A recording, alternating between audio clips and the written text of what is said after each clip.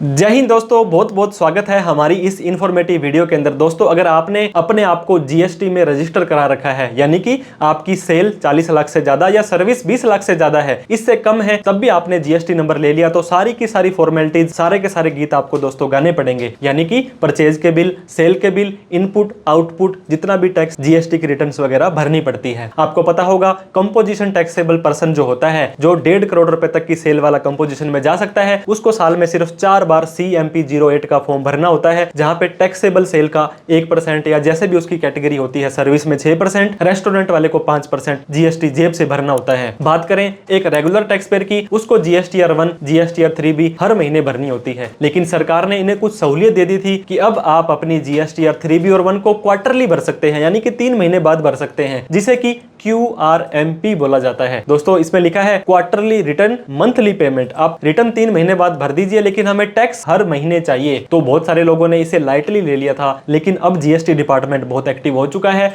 ऐसा कोई भी टैक्स पेयर जो QRMP में था, उसका टैक्स बनता था मान लीजिए अप्रैल के अंदर और मई के अंदर, लेकिन उसकी QRMP के अंदर रिटर्न जाएगी, जून की रिटर्न जुलाई में जाएगी, लेकिन उन 2 महीनों की उसने जो टैक्स था वो टाइम से नहीं पे किया, तो उसकी ब्याज की डिमांड कर ली गई है। हमने आगे भी आपको बहुत बार बोला है कि आप QRMP में है तो अपना जितना भी टैक्स बनता है हर महीने पे कर दीजिएगा। लेकिन अब आज ऐसा एक प्रैक्टिकल केस आपको बताने वाले हैं, जहां पर QRMP स्कीम को अगर उसने टाइम से टैक्स नहीं भरा है तो उसको जीएसटी डिपार्टमेंट ने नोटिस भेज करके इंटरेस्ट की डिमांड कर ली है। तो देर न करते हुए डिटेल के अंदर इस केस को जान लेते हैं।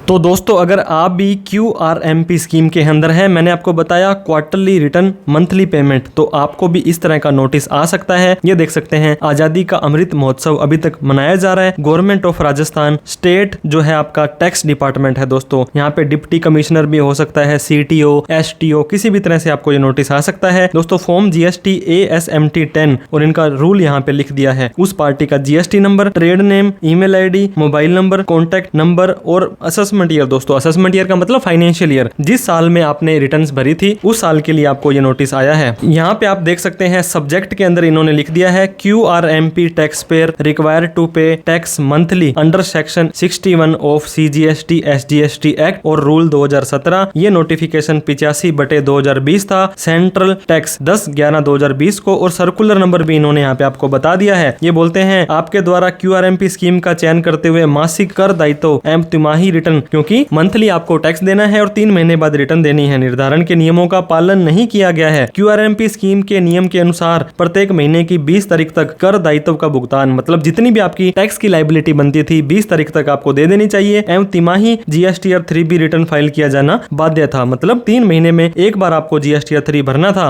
आपके द्वारा स्कीम के नियम अनुसार प्रत्येक माह की 20 तारीख तक अपने कर जो कि दायित्व का भुगतान नहीं किया गया है, तिमाही आधार पर भुगतान किया गया है। मतलब आप जब 3 महीने बाद अपनी रिटर्न भरते हो तो आप सोचते हो कि रिटर्न 3 महीने बाद भरनी है तो टैक्स भी 3 महीने बाद भर दें, लेकिन आपने देरी कर दी। देरी से जमा करे गए आपका जो भी दायित्व था, आपको धारा 50 ऑफ RGST CGST एक्ट जो ऊपर हमने डिस्कस किया, उसके लिए आपकी लायबिलिटी बनती है। आप द्वारा भविष्य में QRMP स्कीम की शर्त अगर पालन नहीं करते हैं तो नियम अनुसार आपको QRMP स्कीम से बाहर भी निकाल के आपको रेगुलर मंथली स्कीम में हम डाल सकते हैं। कहने का मतलब आपको QRMP स्कीम का बेनिफिट नहीं दिया जाएगा अगर आप बार बार ऐसी गलतियां करते रहेंगे। तो मासिक आधार पर रिटर्न फाइल करना होगा एवं भुगतान भी उसी आधार पर जमा कराना होगा। फाइनेंशियल ईयर 24-25 में देरी से जमा किए गए ब्याज की जो भी आपकी लायबिलिटी बनती है वो इस हिसाब से है। यहाँ पे देखें, प्रॉपर इन्होंने एक चार्ट बना करके भेजा है कि कौन से पीरियड की बात करते हैं। दोस्तों, अप्रैल और मई की, क्योंकि आपको पता होगा अप्रैल, मई और जून का क्वार्टर है, तो जून वाले की तो आपने जुलाई में भर दी होगी, लेकिन अप्रैल और मई की भी आपने जुलाई में ही भरी होगी। तो इतना टैक्स आपका जो अमाउंट थी 11,82,000 रुपए, लेकिन उसको आपको टाइम से भरना था। तो 26,200 मतलब 26,250 और 26,250 इतने रुपए का आपको एडिशनल देखिए इंटरेस्ट रेट 18% के हिसाब से था, और इतना हम आपसे रिकवर करेंगे। फिर आपके अगले महीने का आ गया। कहने का मतलब अलग अलग महीने के हिसाब से अलग अलग। नीचे फिर आप देख सकते हैं अक्टूबर का टैक्स आपने लेट भरा था, तो टोटल इतनी लायबिलिटी मतलब 27,100 हो सकता है। दोस्तों, आपकी करोड़ों के अंदर अगर आपकी टर्नओवर होती है, हालांकि 5 करोड़ से कम वाले ही इस स्कीम के अंदर रह सकते हैं, लेकिन टैक्स तो कई लोगों का ज्यादा बन जाता है। नीचे फिर से इन्होंने दोस्तों एक धमकी भरे शब्द लिख दिए हैं, अतः आपको सूचित किया जाता है कि GST की इस एक्ट इफेक्ट इस धारा के अनुसार अदा ना किए गए या कम अदा किए, इसके ऊपर 18% ब्याज आपको देना पड़ेगा। और आपको ये भी सलाह देते हैं कि इस नोटिस को 30 दिन के अंदर अंदर पूरी ब्याज की राशि का भुगतान कर दो, नहीं तो सेक्शन 73-74 के अंतर्गत आपको कारण बताओ नोटिस यानी कि शो कॉज नोटिस आपको जारी कर दिया जाएगा। यदि आप उपरोक्त निर्धारण के विरुद्ध कोई दावा प्रस्तुत करना चाहते हैं, दोस्तों ऐसा नहीं है, हो सकता है आपने टाइम से भर दिया हो, आपके पास प्रूफ हो, तो आपका इसका रिप्लाई भी दे सकते हैं। तो कहने का मतलब अगर आप भी अपने आप को QRMP स्कीम के अंदर रखते हैं और हर महीने की आपको पता होगा सेल के ऊपर GST देना होता है और आपका ITC यानी कि इनपुट यूज करने के बाद